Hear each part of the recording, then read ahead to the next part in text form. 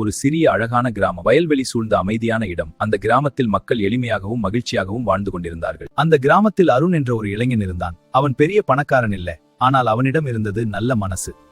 ஒரு நாள் அந்த கிராமத்தில் பெரிய மழை பெய்தது. வயல்கள் நீரில் மூழ்கின, சில வீடுகள் சேதமடைந்தன. என்ன செய்வது என்று தெரியாமல் மக்கள் எல்லோரும் பயத்தில் நின்றார்கள். நாம் எல்லோரும் சேர்ந்து வேலை செய்தால் இந்த கிராமத்தை மீண்டும் காப்பாற்றலாம். முதலில் 2 பேர் மட்டும் அவனுடன் சேர்ந்தார்கள். பின்னர் 5 பேர் சேர்ந்தார்கள். சிறிது நேரத்தில் முழு கிராமமும் ஒன்றாக சேர்ந்தது.